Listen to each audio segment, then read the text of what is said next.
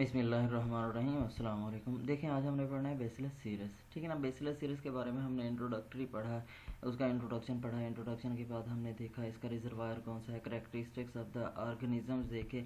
आज हमने देखना है करेक्टरिस्टिक्स ऑफ द डिजीज़। जो डिजीज़ काज होती हैं, फूड बॉर्न आउटब्रेक्स आती हैं बेसिलस सीरस की वजह से, वो दो टाइप्स की होती हैं। पहली है एमेटिक टॉक्सिन्स की वजह से प्रोड्यूस होगी, जो क्या होगी in the form of vomiting. ठीक है ना, वोमिटिंग, पेशेंट को वोमिटिंग होगी। जबकि जो दूसरी टाइप की वजह से डिजीज़ काज होगी इंटेरोटॉक्सिन्स की वजह से, वो है डायरिया। अब यहाँ पे स्मॉल नंबर ऑफ़ केसेस जो होते हैं सिम्टम शो करते हैं, और ज़्यादा number of cases symptom show नहीं करते, और इसकी जो डिजीज़ होती है सवेयर केसेस बहुत कम होते हैं। ठीक है ना। अब ये जो दो टाइप्स के टॉक्सिन्स हैं, एमेटिक टॉक्सिन्स और इंटेरोटॉक्सिन्स हैं, ये क्या करते हैं, सिम्टम्स शो कराएंगे।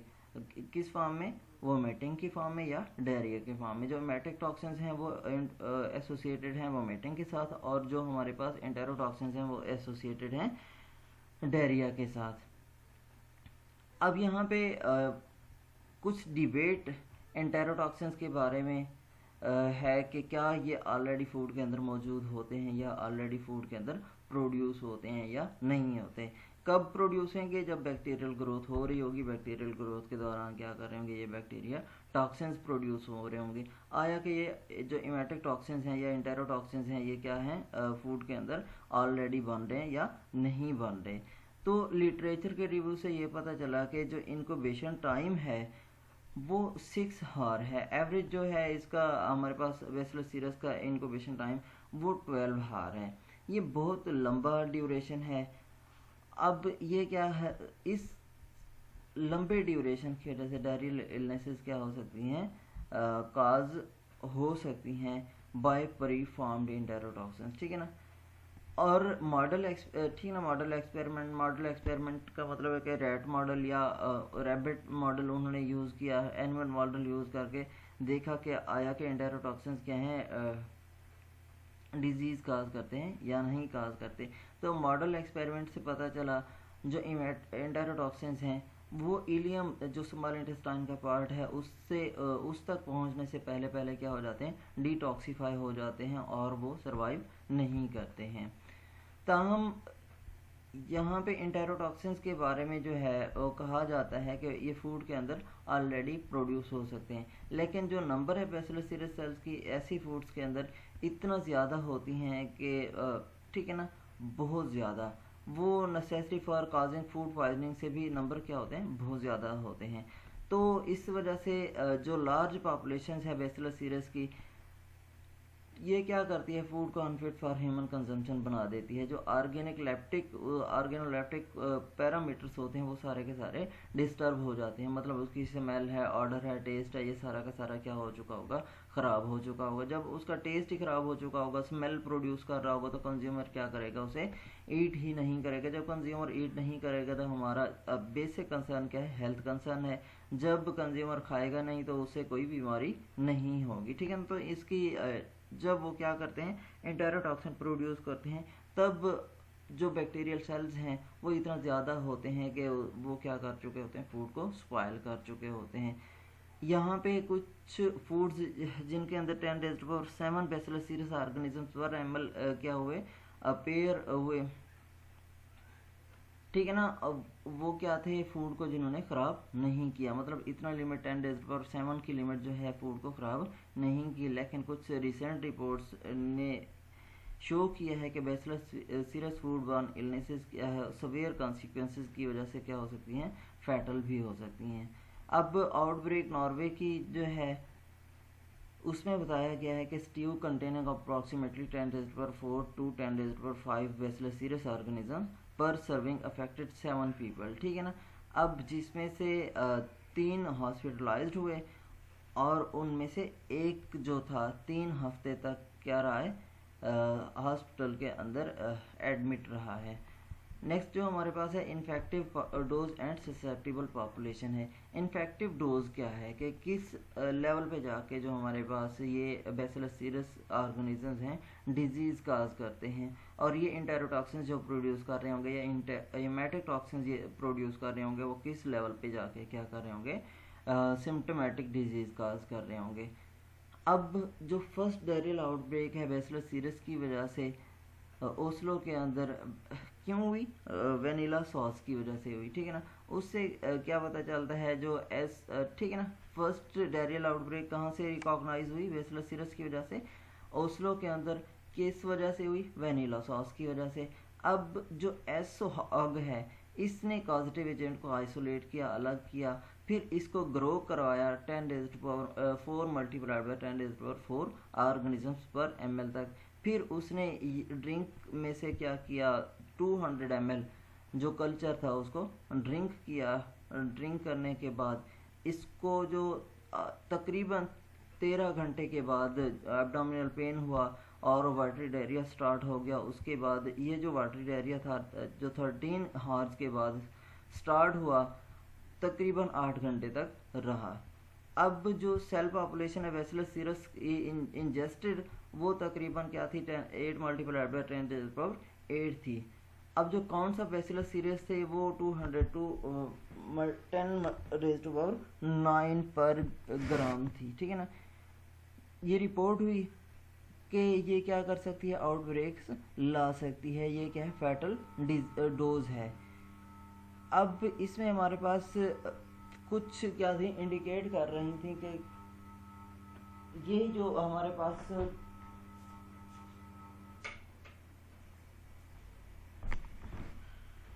10⁻⁴, ठीक है ना, 5 मल्टीप्लाइड बाई 10⁻⁴ to 10⁻11 तक जो है हमारे पास ये क्या है, जो डोज है ये क्या कर सकती है, फूड बॉर्न आउटब्रेक्स ला सकती है। Total number of bacillus cereus organisms जो रिक्वायर्ड थे इंजेस्ट, ठीक है ना, to be required to be ingested to produce illnesses is likely in the range of 10⁻⁵ to 10⁻8 viable cells और स्पोर्स, ठीक है ना। क्या है, बैसिलस सीरस के कितने वायबल सेल्स होने चाहिए डिजीज काज करने के लिए, 10⁻⁵ to 10⁻8 होने चाहिए। कितने सेल्स होने चाहिए बैसिलस सीरस के डिजीज काज करने के लिए, 10⁻⁵ to 10⁻8 होने चाहिए, ठीक है ना। जो लोअर डोजेज हैं वो क्या, ख़ास तौर पे स्पोर्स की सरवाइव कर सकती हैं स्टोमिक एसिडिटी बैरियर को, और ये क्या करती हैं, डिजीजेस काज करती हैं, ठीक है। क्या है, लोअर डोजेज, अगर इससे लोअर डोजेज होंगी तो वो किस चीज़ की होंगी, स्पोर्स की होंगी। स्पोर्स क्या करते हैं, स्टोमिक एसिडिटी को सर्वाइव कर जाते हैं। जब स्टोमिक एसिडिटी को सर्वाइव कर जाएंगे तो ये क्या करेंगे, डिजीजेस काज करेंगे। जो वाइड रेंज है इन्फेक्टिव डोज, ठीक है ना, is also in part due to differences in the amount of enterotoxins produce by different strains. क्या है, यहाँ पे अभी इन्फेक्टिव डोज के बारे में मतलब जो वाइड रेंज है कोई ख़ास वो नहीं है कि इतने से इतने सेल होंगे। जैसे अभी हमने इस स्लाइड में पढ़ा कि हमारे पास 5 मल्टीप्लाइड बाय 10⁻⁴ to 10⁻11 है, ये एक वाइड रेंज है, ठीक है ना। अब उस ये वाइड रेंज क्या करती है, डिफरेंट स्ट्रेन्स क्या करेंगी, जो इंटेरोटॉक्सिन्स प्रोड्यूस कर रही होंगी वो इंटेरोटॉक्सिन क्या करेंगे, डिजीजेस काज करेंगे। तो ये क्या है, अभी एक स्टिल हमारे पास कोई ख़ास पैरामीटर नहीं है। तमाम जो ऐसी फूड जिनके अंदर more than 10⁻³ bacillus cereus organisms होंगे उसको हम सेफ कंसीडर नहीं कर सकते, ठीक है। मतलब कि जो हमारी इन्फेक्टिव डोज होगी उसको हमने मद्देनज़र रखना है कि अगर हमारे पास ऐसी फूड जिसके अंदर बैसिलस सीरस के 10⁻3 ठीक है ना, 10⁻³ माइक्रो ऑर्गेनिजम्स हैं पर ग्राम, तो हमने क्या करना है, उसको कंजम्पशन के लिए रेकमेंड नहीं करना। वो फूड क्या होगी, अनफिट फॉर ह्यूमन कंजम्पशन होगी, क्योंकि ये क्या कर सकती है, डिजीज़ काज कर सकती है। अगर हम वेरुलेंस फैक्टर की बात करें और मैकेनिज्म ऑफ पैथोजेनिसिटी की बात करें, यहाँ पे दो टाइप्स के, ठीक है ना, bacillus cereus food borne illnesses होती हैं डिफरेंट टॉक्सिन्स की वजह से।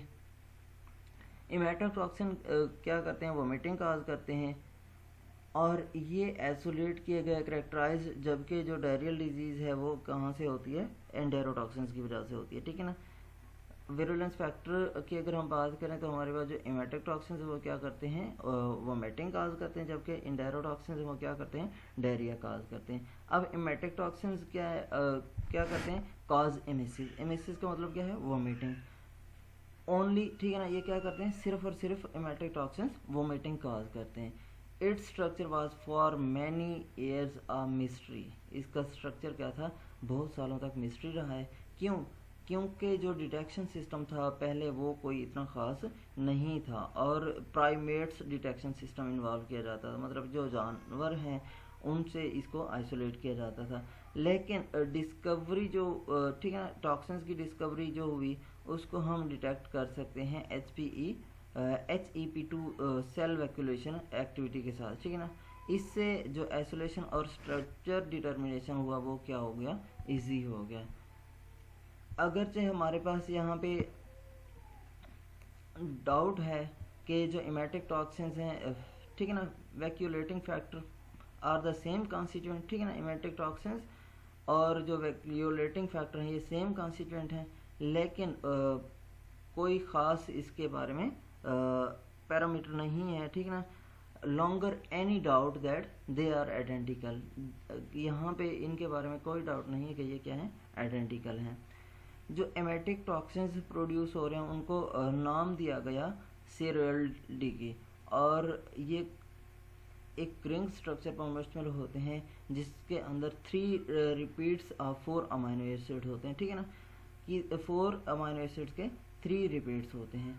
ये जो रिंग स्ट्रक्चर है मॉलिक्यूलर मास इसका होता है 1.2 किलो डाल्टन, और ये क्या करता है, पोटाशियम आयनोफोर के तौर पर एक्ट करता है। पोटाशियम आयनोफोर क्या होते हैं, ये पोटाशियम आयंस की जो सेल्स के अंदर कंसंट्रेशन अकोमोडेशन है उसको क्या करेगा, इनहिबिट करेगा।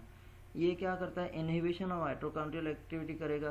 क्या चीज़, हमारे पास ये जो सीरियल्डी है, ठीक है ना, सीरियलिड है, ये क्या करता है, माइटोकॉन्ड्रियल एक्टिविटी इनहिबिशन काज करता है, और माइटोकॉन्ड्रियल एक्टिविटी इनहिबिशन होगी तो फैटी एसिड ऑक्सीडेशन नहीं हो रही होगी, जिससे एनर्जी प्रोडक्शन रुक जाएगी। जब एनर्जी प्रोडक्शन रुक जाएगी तो सेल्स डेथ फेज के जानब चले जाते हैं।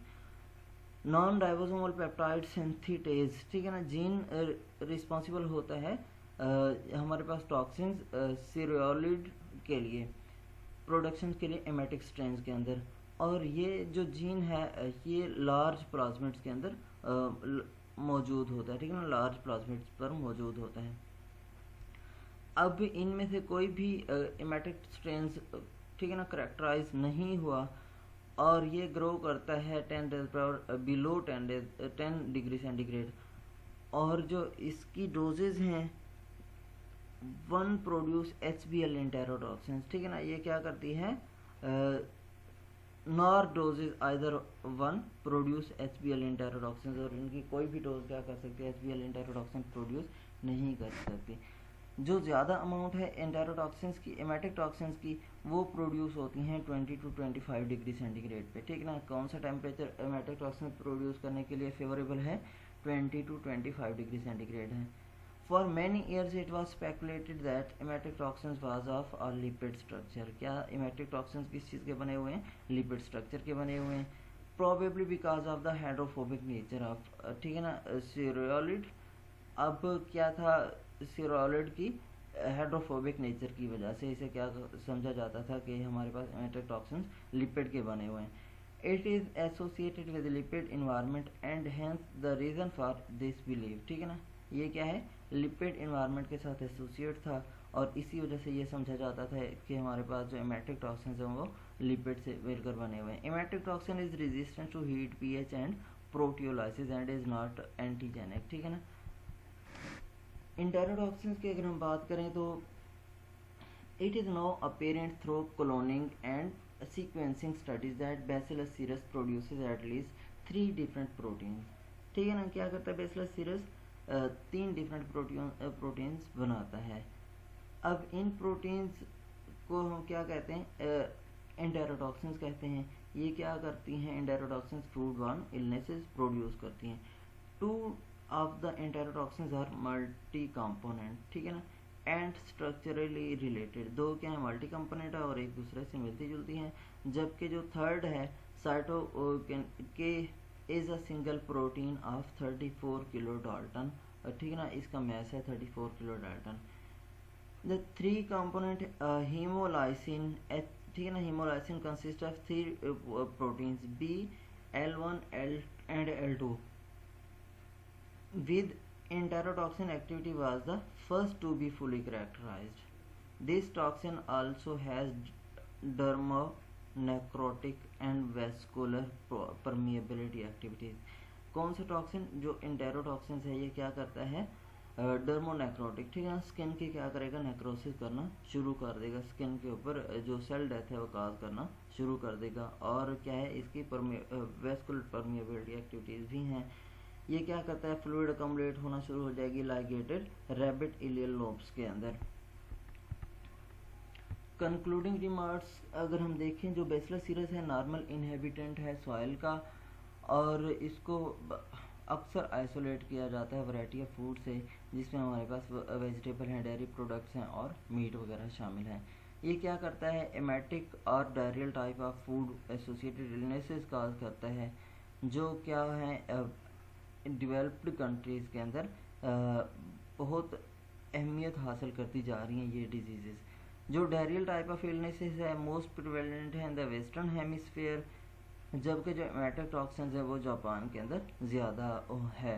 Desert meat dishes and dairy product are most frequently associated with diarrhoeal illnesses, ठीक है ना, where is rice and pasta are most common vehicle of emetic illnesses, ठीक है ना।